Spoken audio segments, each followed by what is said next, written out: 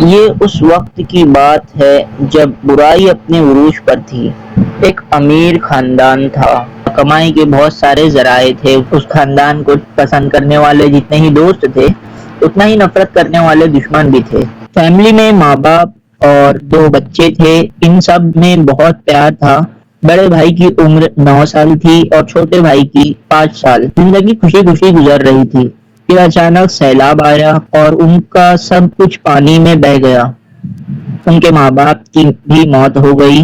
یہ دونوں بھائی کسی طرح بچ کر ایک درخت کی ٹہنی پر بیٹھ کر تیرتے تیرتے بے ہوشی کی حالت میں کسی نامعلوم جگہ پر پہنچے، جو کہ بہت ویران جگہ تھی۔ کیونکہ ان کے دادا بہت ہی نیک انسان تھے تو ہو سکتا ہے ان کی دعاؤں کی بدولت وہ بچ گئے ہو۔ ان کے دادا نیک انسان ہونے کی وجہ سے کئی ابلیسی شیطان اور انسانی شیطان نے اس خاندان کو برباد کرنے کی کوشش کی۔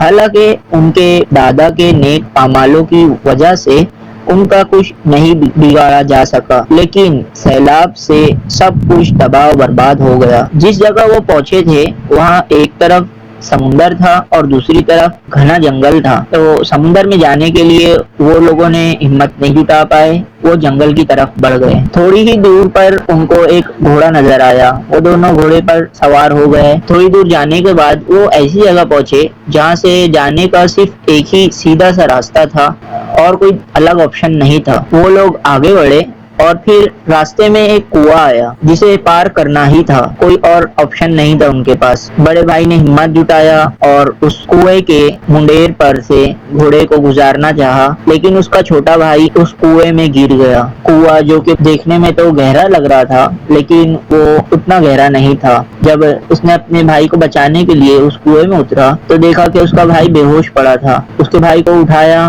اور دیکھا کہ کنویں میں سے ایک سرنگ گزر رہی تھی۔ وہ دونوں نے سوچا کہ چلو اس سرنگ کا پتہ لگاتے ہیں، یہ سرنگ کہاں پہنچتی ہے۔ اس سرنگ سے وہ گزرنے لگے تو وہیں پر کچھ ابلیسی شیطان آ گئے اور ان دونوں بھائیوں سے کہا کہ تم لوگوں کو ہمارے سردار نے بلایا ہے۔ وہ دونوں بھائی مجبور تھے، وہ دونوں بھائی ان کے ساتھ چل پڑے۔ اس سرنگ کے بعد جو شیطان کا اڈا تھا وہاں پر ایک کرسی پہ بڑا سا شیطان بیٹھا ہوا تھا۔ اسے دیکھتے ہی دونوں بھائی گھبرا گئے۔ بڑے بھائی نے ہمت کا مظاہرہ کیا اور چیخ کر بولا، تو جو بھی ہے ہم تجھ سے نہیں ڈرتے، آ اور ہمارا مقابلہ کر۔ شیطان کو اس کی یہ بات بہت پسند آئی، اس کا حوصلہ بہت پسند آیا، تو شیطان نے کہا کہ میں تمہیں ایک موقع دیتا ہوں، جاؤ اور مجھے ہرانے کی، میری برائیاں ختم کرنے کی کوشش میں لگ جاؤ، اور اگر تم میری دی ہوئی مدت تک نہیں کر پائے تو ساری زندگی میرے غلام بن کے رہنا۔ ان دونوں بھائی نے چیلنج ایکسیپٹ کیا۔ پھر اس شیطانوں کے سردار نے اپنے چیلوں سے حکم کیا کہ جاؤ اور انہیں اس سرنگ کے ذریعے واپس سے اس کنویں تک پہنچا دو۔ کنویں تک واپس پہنچنے کے بعد وہ شیطان کے چیلے غائب ہو گئے اور پھر یہ دونوں بھائی کنویں سے باہر نکلتے ہی جو راستے پہ وہ لوگ جانا چاہتے تھے اس راستے کو کنٹینیو کیا اور جا کر ایک گاؤں میں پہنچے، جس گاؤں میں اچھے انسان انگلیوں پہ گنے جانے جیسے تھے اور برے انسان پورے گاؤں میں پھیلے ہوئے تھے۔ وہ دونوں بہت ہی بھوکے پیاسے تھے۔ بڑے بھائی کو چھوٹے بھائی کی پیاس کی شدت دیکھی نہیں گئی۔ وہ ایک دکان پر گیا اور کہا کہ میرے چھوٹے بھائی کو پانی پینے کے لیے دو، لیکن اس دکاندار نے کہا کہ یہاں پانی پھوکٹ میں نہیں ملتا ہے، پیسے کا ملتا ہے۔ اس کے بڑے بھائی نے کہا کہ دیکھو ہمارے پاس پیسے نہیں ہے، ہمارا سب کچھ تو پانی میں بہہ گیا۔ دکاندار زور زور سے چلانے لگا، چور چور، پکڑو پکڑو انہیں۔ تبھی کچھ لوگ ان کو چور سمجھ کر مارنے لگے۔ تبھی اللہ کے نیک بندے آ پہنچے اور ان کو اس بھیڑ سے علیحدہ کیا اور پھر تھوڑے سے تلخ انداز میں پوچھا، کیا تم سچ میں چور ہو؟ تو بڑے بھائی نے جواب دیا، نہیں، ہم سیدھے سادے مصیبت سے مارے اللہ کے بندے ہیں۔ اس نیک آدمی نے کہا کہ ہم اللہ کی راہ میں برائی کے خلاف لڑنے والے لوگ ہیں، کیا تم ہمیں جوائن کرو گے؟ بڑے بھائی نے جلدی سے کہا، ہاں بالکل۔ تو اس نیک آدمی نے ان دونوں بھائیوں کو ایک بزرگ کے پاس لے گیا۔ وہ بزرگ عبادت میں مشغول تھے۔ ان بزرگ نے وہ دونوں بھائیوں کو دیکھ کر ہی پہچان لیا کہ تم فلاں فلاں نیک آدمی کے ہوتے ہو۔ ان دونوں نے کہا، ہاں ہم انہی کے ہوتے ہیں، آپ کو کیسے پتا؟ تو اس بزرگ نے کہا کہ آپ کے دادا بہت نیک دل انسان تھے جو کہ برائی کے خلاف لڑتے لڑتے شہید ہو گئے تھے، تو اب سے ہم سب مل کر تمہارے دادا کے دشمنوں سے بدلہ لیں گے۔ جب دونوں بھائیوں نے اپنے آپ پر بیتی ہوئی باتیں بتائی تو ان بزرگوں نے کہا کہ ہاں، وہ کنویں کے پاس جو سرنگ تھی وہاں جس سے تم ملے وہی تو ہمارا مین دشمن ہے۔ وہ دونوں بھائی کھڑے ہو گئے کہ ہم ابھی جائیں گے ان سے لڑنے۔ بزرگ نے کہا نہیں، ابھی صحیح وقت نہیں ہے، جب صحیح وقت آئے گا میں بتا دوں گا، ابھی تم لوگ بہت کمزور ہو، اب آرام کرو۔